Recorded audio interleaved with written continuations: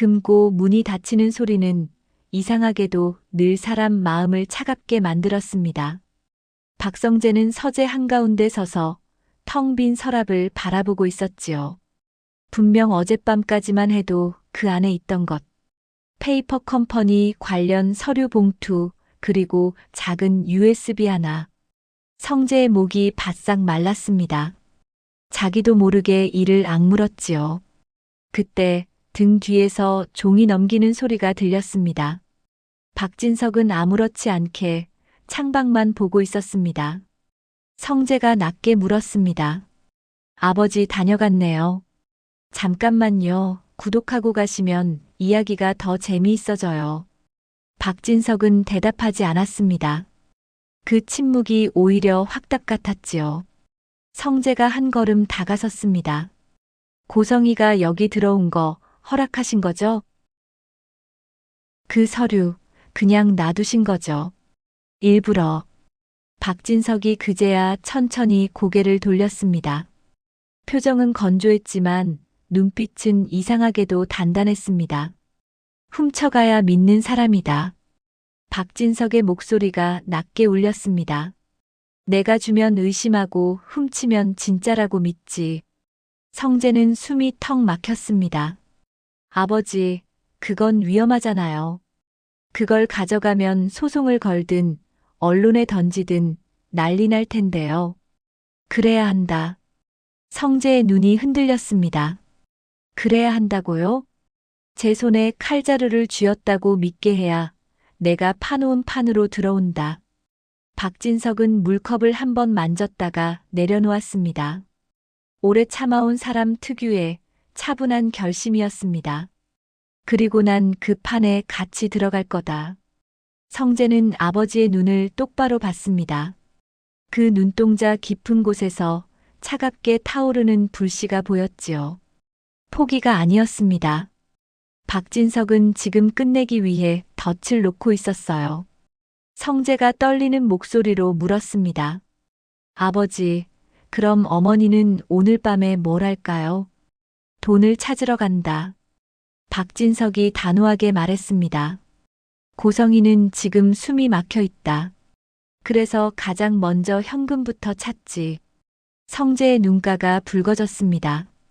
그 말은 아버지가 어머니를 너무 잘 안다는 뜻이었고, 그게 곧 26년의 비참함이라는 뜻이었으니까요.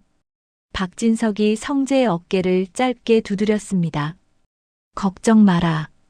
성재가 숨을 삼켰습니다. 아버지, 내 남은 가족은 내가 지킨다. 그 한마디가 서재 공기를 바꿨습니다. 성재는 더 묻지 못했지요. 지금 이 집을 버티게 하는 건 아버지의 그 의지뿐이라는 걸 알았으니까요. 그날 밤, 고성이는 호텔방에서 혼자 웃었습니다. 침대 위엔 서류 봉투, 그리고 USB, 그리고 낡은 통장 한 권이 놓여 있었지요. 통장 표지에 찍힌 이름은 단 하나. 페이퍼 컴퍼니. 고성이는 손끝으로 통장 모서리를 쓸어내렸습니다. 마치 보석이라도 만지는 듯 애착 어린 손길이었어요. 결국 남겨뒀네. 고성이는 아주 작게 중얼거렸습니다. 그리고 이내 비웃듯 웃었습니다. 박진석도 별 수 없지. 자기 목숨줄을 내 손에 쥐어주고 말았으니까. 그녀는 휴대폰을 들어 전화를 걸었습니다. 받는 사람 이름은 저장돼 있었습니다. 한재구 기사. 신호가 길게 가다가 끊겼습니다. 2번, 3번 결국 문자가 왔지요. 지금은 통화 어려움.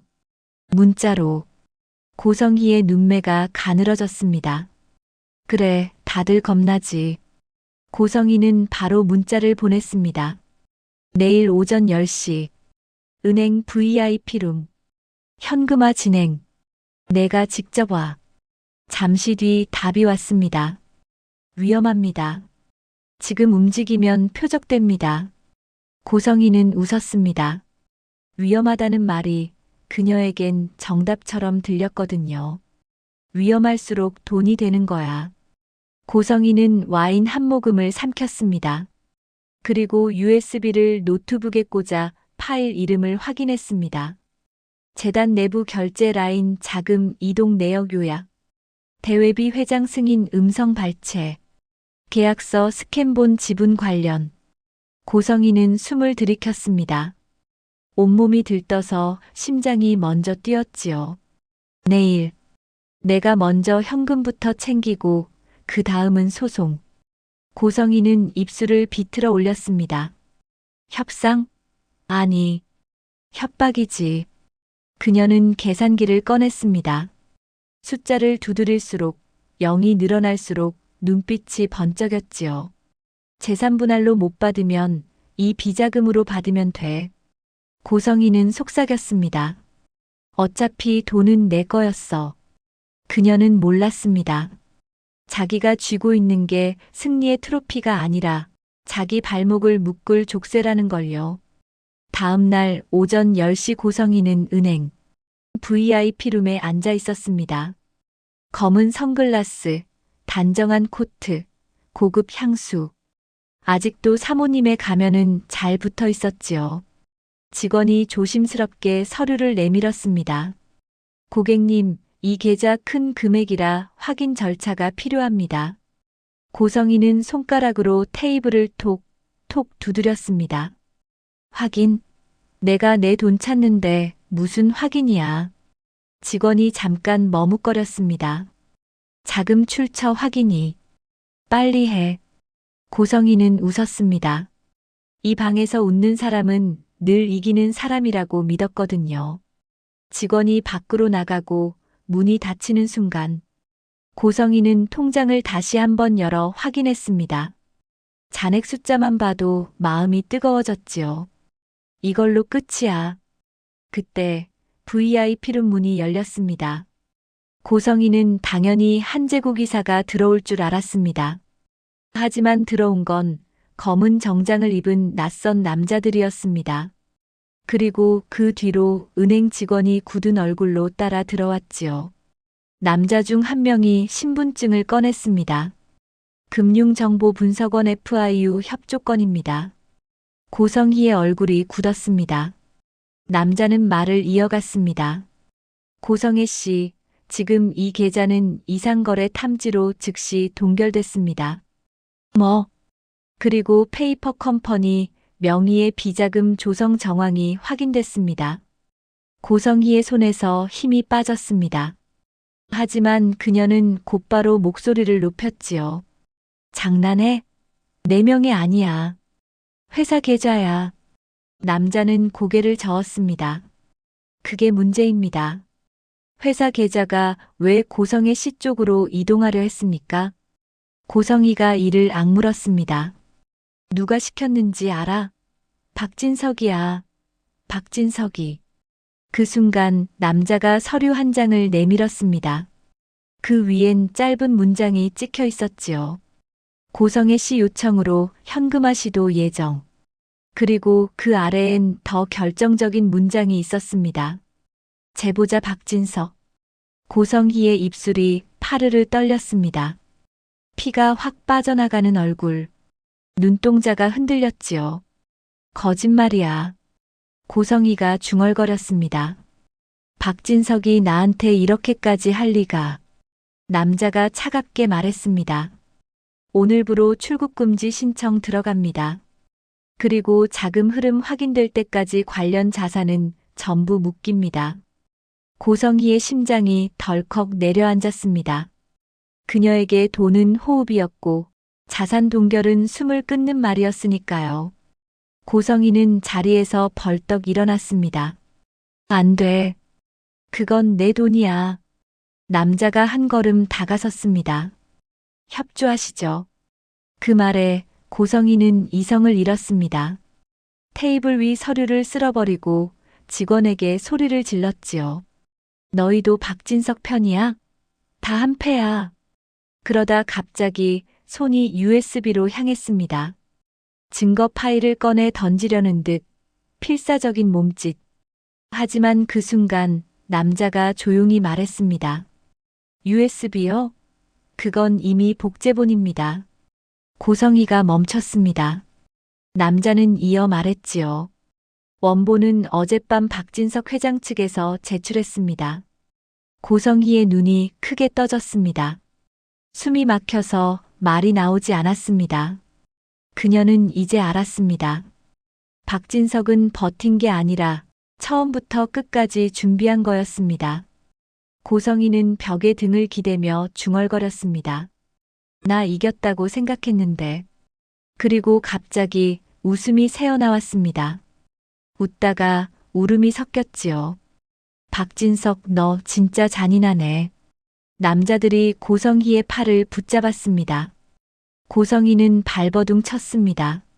선글라스가 바닥에 떨어져 깨졌고 그제야 그녀의 민낯이 드러났지요. 밖으로 끌려나가는 순간 은행 로비의 시선이 꽂혔습니다. 그 시선은 동정이 아니었습니다. 끝났다는 확인 같은 눈빛이었어요. 고성희는 마지막으로 소리쳤습니다. 내 돈 내놔. 그 비명은 은행의 차가운 바닥에 부딪혀 산산이 부서졌습니다. 같은 시간, 박진석은 서재에서 조용히 전화를 끊었습니다. 수화기 너머로 들려온 말은 짧았습니다. 회장님, 동결 완료됐습니다. 박진석은 한 번 눈을 감았다 떴습니다. 승리의 기쁨이 아니라 오래된 상처가 정리되는 느낌이었지요. 그때 성재가 들어왔습니다. 얼굴이 하얗게 질려 있었어요. 아버지, 진짜로 제보하셨어요? 박진석이 낮게 말했습니다. 고성희가 가져간 걸 증거로 믿게 만들었어야 했다. 성재가 숨을 삼켰습니다. 그럼 그 페이퍼 컴퍼니 통장도 미끼였다. 박진석의 목소리는 너무 차분해서 오히려 무서웠습니다. 고성희는 돈 앞에선 멈추지 않는다. 그러니 돈으로 잡는 게 가장 확실하다. 성재는 고개를 숙였습니다. 그 순간 성재는 이해했지요. 아버지가 원한 건 이혼이 아니라 도망칠 길 자체를 끊는 것이었다는 걸요. 박진석이 덧붙였습니다. 그리고 이제 우리 집은 다시 시작한다. 성재는 말없이 고개를 끄덕였습니다. 그 고개 끄덕임엔 믿음과 슬픔이 함께 섞여 있었습니다. 그날 밤 지영네 집. 김다정은 결국 울음을 참지 못했습니다. 아들 방 책상 서랍에서 나온 병원 서류. 그 종이 한 장이 엄마 마음을 갈기갈기 찢어놨지요. 이상철은 하루를 버텼습니다. 아는 척하지 말자고 약속했으니까요. 하지만 이튿날 김다정은 아들을 보는 순간 눈물이 터졌습니다. 감출 수가 없었습니다. 지역은 그 눈물을 보고 바로 알아차렸지요. 엄마가 알았다는 걸. 지역이 조용히 다가가 김다정을 안았습니다. 미안해요, 엄마. 김다정은 아들의 가슴을 두드리며 울었습니다. 말 대신 몸부림 같은 울음이었지요.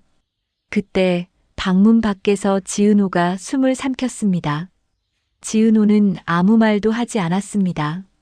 다만 마음속으로 조용히 다짐했지요. 선배가 무너지게 둘 순 없어. 이번엔 내가 잡아줄 거야. 그리고 바로 그 순간 지역의 휴대폰이 짧게 울렸습니다.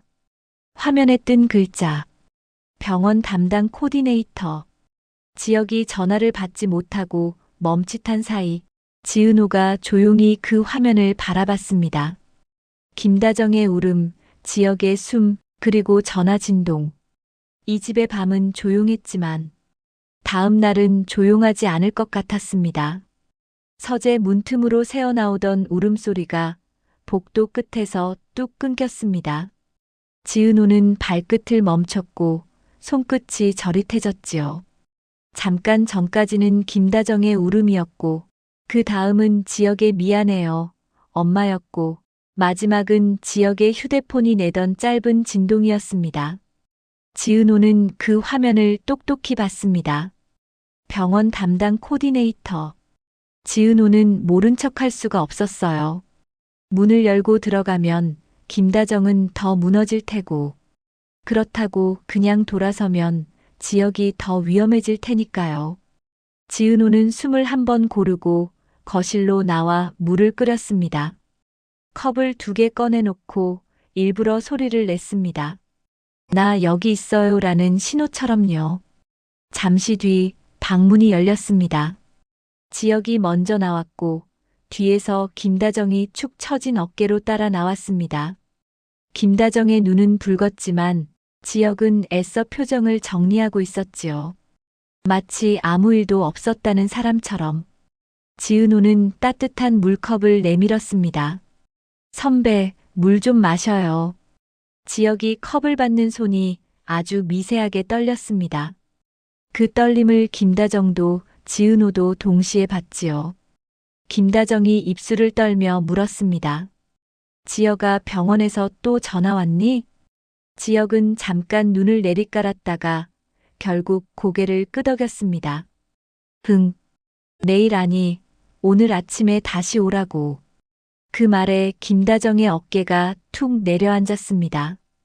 울음이 또 올라오려는 걸 이를 악물고 버티는 얼굴이었어요. 그때 이상철이 거실로 들어왔습니다. 하루를 버텨보겠다고 했지만 이상철도 더는 모른 척할 수 없었지요. 이상철은 지혁을 보며 조용히 말했습니다. 가자. 오늘 아침에 바로. 지혁이 짧게 웃었습니다. 웃음인데 기운이 하나도 없었지요. 아버지, 괜찮아요. 그 말에 김다정이 폭발하듯 고개를 저었습니다. 괜찮긴 뭐가 괜찮아. 내가 괜찮은 척하면 엄마는 더 미쳐. 김다정의 목소리가 갈라졌습니다. 그 한마디가 이 집의 밤을 완전히 갈라놓았지요. 지은호는 조용히 자리에서 일어나 현관 쪽으로 가방을 들고 나왔습니다. 같이 갈게요. 지혁이 놀라 고개를 들었습니다. 은호야, 너는? 지은호가 아주 낮게 말했습니다. 선배 혼자 못 가요. 짧은 말인데 그 말은 사귀기로 했으니 옆에 있겠다가 아니라 당장 오늘을 버티게 하겠다에 가까웠어요. 지혁은 한참을 말없이 지은호를 바라보다가 고개를 천천히 끄덕였습니다. 같은 시각, 전혀 다른 공기가 흐르는 곳이 있었습니다. 호텔방 한가운데 고성이는 바닥에 주저앉아 있었습니다. 어젯밤까지 반짝이던 선글라스는 깨져 있었고 휴대폰 화면에는 같은 문구가 반복해서 떠 있었지요. 거래 불가 계좌 동결. 출국 금지 신청 진행 중. 고성이는 손톱으로 화면을 긁듯 눌렀습니다. 하지만 현실은 바뀌지 않았어요. 고성이는 이를 악물었습니다. 박진석, 나를 이렇게 만들어? 그런데 그 순간 고성희의 머릿속이 빠르게 돌아갔습니다. 돈이 막히면 길은 하나뿐이었습니다. 여론. 고성희는 침대 위에 던져둔 노트북을 끌어당겼습니다. 그리고 검색창에 단 하나를 쳤지요. 진실의 방. 요즘 세상에서 한 번 불을 지르면 사람들은 사실보다 분노에 먼저 달려든다는 걸 고성희는 너무 잘 알고 있었습니다. 고성희는 곧장 연락을 넣었습니다. 메시지는 짧고도 독했습니다. 슈조이 그룹 박진석 회장. 가정폭력, 감금, 재산 은닉. 내가 직접 증거 들고 나감. 생방 가능? 몇 분 뒤 답이 왔습니다. 가능. 오늘 오후 2시 스튜디오단. 증거 확실해야 함. 고성희는 입꼬리를 올렸습니다. 증거. 내가 제일 잘하지. 고성희는 서류 봉투를 다시 꺼내 펼쳤습니다. 그 안엔 박진석이 일부러 훔쳐가게 둔 문서들이 섞여 있었지요. 고성희는 그 문서들을 카메라 앞에 어떻게 보여줄지, 어떤 말로 사람들 심장을 찌를지 순서를 짜기 시작했습니다. 감정이 아니라 순서로 사는 사람. 고성희는 바로 그런 사람이었어요. 오후 2시 진실의 방. 스튜디오. 조명이 켜지고 카메라가 돌아갔습니다. 진행자는 흥분을 감추지 못한 표정으로 고성희를 소개했지요. 오늘은 실명 공개입니다. 슈조이 그룹 회장 부인 고성애 씨. 고성이는 카메라를 향해 고개를 숙였습니다. 눈가에 얇게 물기를 얹고 목소리는 떨리게 손은 꼭 쥔 채로요. 저는 오늘 두려움을 무릅쓰고 나왔습니다. 고성이는 잘 알고 있었습니다. 사람들은 두렵다는 말에 약해진다는 걸요. 저는 26년 동안 감금 같은 결혼을 했습니다. 그 사람은 제 인생을 빼앗았습니다. 진행자가 숨을 들이켰습니다. 박진석 회장이요? 고성이는 고개를 천천히 끄덕였습니다. 네. 박진석. 그 사람은 돈으로 모든 걸 막았습니다. 저는 이제 살기 위해 말합니다. 고성이는 서류를 들어보였습니다. 카메라가 클로즈업으로 잡았고 채팅창은 순식간에 불이 붙었지요. 미쳤다. 재벌 진짜 무섭다. 감금이라니. 고성이는 속으로 웃었습니다. 그래. 이렇게만 가면 돼. 고성이는 다음 카드를 꺼냈습니다. 박진석의 승인처럼 보이는 문서. 그리고 회장 음성이라며 편집한 짧은 녹음. 고성이는 카메라를 똑바로 바라보며 말했습니다. 이건 그 사람이 저를 빈털터리로 만들겠다고 한 증거입니다. 진행자가 흥분해 소리쳤습니다. 시청자 여러분, 이거 보이시죠? 바로 그때였습니다. 스튜디오 한쪽에서 PD가 얼굴이 하얗게 질린 채 뛰어들어왔습니다. 손에는 휴대폰이 들려 있었고 입술이 떨렸지요. 잠깐만요. 큰일 났어요. 진행자가 카메라 꺼졌냐는 듯 손짓했지만 방송은 이미 생방이었습니다. 꺼질 수가 없었지요. PD가 속삭이듯 말했습니다. 지금 기사 터졌어요. 고성애 씨 관련으로. 고성희의 심장이 덜컥 내려앉았습니다. 무슨 기사? PD가 떨리는 손으로 화면을 보여줬습니다. 속보 고성애, 페이퍼 컴퍼니, 비자금 의혹 금융당국 자산 동결.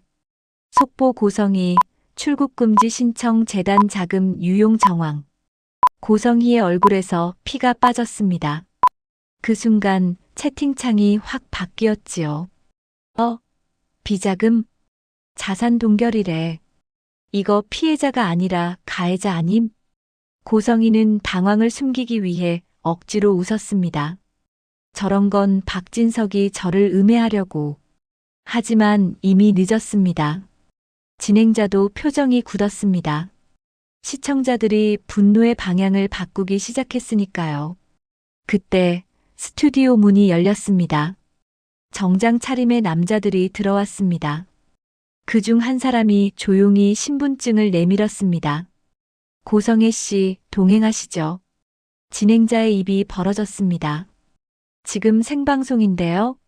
남자는 눈도 깜빡하지 않았습니다. 생방송이라서 더 필요합니다. 도망갈 생각 못하게요. 고성희가 벌떡 일어났습니다. 나 잡아가면 안 돼. 난 피해자야. 난. 남자가 차갑게 한마디를 덧붙였습니다. 피해자요? 조사부터 받으시죠. 고성희는 순간 카메라를 바라봤습니다. 거기엔 수십만의 눈이 박혀 있었고 그 눈은 이제 고성희를 동정하지 않았습니다. 고성희는 급히 마지막 발악을 했습니다.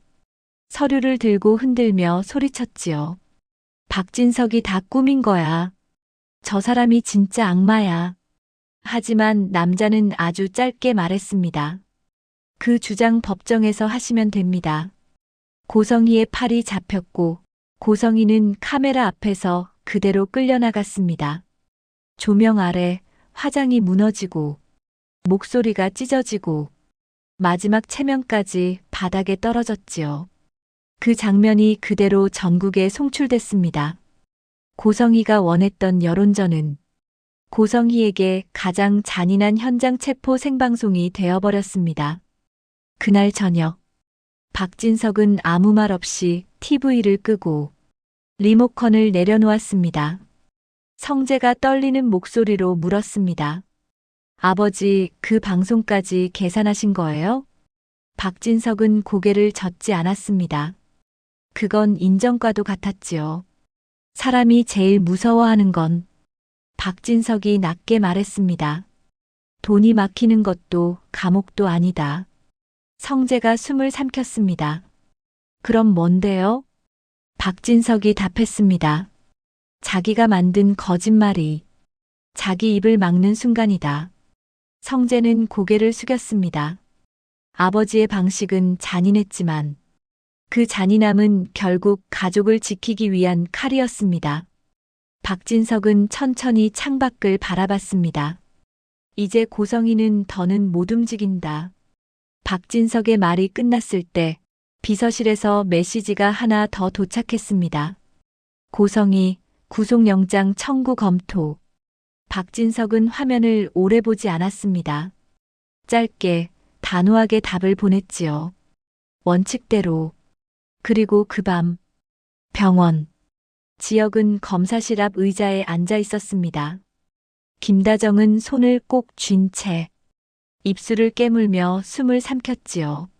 지은호는 지혁 옆에 앉아 아무 말 없이 손등을 살짝 덮었습니다. 지혁이 낮게 웃었습니다. 너 무섭지? 지은호는 고개를 저었습니다. 무서운 건 선배가 혼자 견디는 거예요. 잠시 뒤 담당 의사가 나왔습니다. 표정이 좋지 않았어요. 김다정의 심장이 먼저 내려앉았습니다. 의사는 조용히 말했습니다. 검사 결과가 예상보다 더 안 좋습니다. 김다정이 숨을 들이켰습니다. 얼마나 안 좋아요? 의사가 답했습니다. 빠르게 입원 준비하셔야 합니다. 오늘 밤도 위험할 수 있어요. 그 말에 지혁의 얼굴이 잠깐 멈췄습니다. 지은호의 손끝이 차가워졌고 김다정은 그대로 무너질 듯 흔들렸지요. 지혁이 먼저 말했습니다. 엄마 울지 마요. 김다정이 입술을 깨물었습니다. 엄마가 어떻게 안 울어? 지혁은 한숨을 내쉬고 지은호를 바라봤습니다. 지은호도 지혁을 바라봤습니다. 말이 필요 없었습니다. 둘은 이미 알고 있었으니까요. 다음 전쟁은 집이 아니라 병원에서 시작된다는 걸. 그때 의사가 마지막으로 덧붙였습니다. 그리고 한 가지 더요. 모두가 의사를 바라봤습니다. 의사가 조용히 말했습니다. 기다리던 기회가 생각보다 빨리 올 수도 있습니다. 그 말이 끝나자 병원 복도가 더 조용해졌습니다. 기회가 온다는 말이 왜 이렇게 무섭게 들리는지 그 밤의 공기는 아직 아무도 몰랐지요. 고성이가 폭주하는 욕망의 열차에서 내리지 못하고 강제 하차당한 오늘도 지혁이 병원에서 이식 공여자를 기다려야 하는 한 끝 소망의 하루도 저물었습니다. 이들의 이야기를 다음에 또 이어가겠습니다. 오늘도 끝까지 시청해 주셔서 감사합니다. 구독, 좋아요로 응원해 주시면 영상 제작에 큰 도움이 됩니다.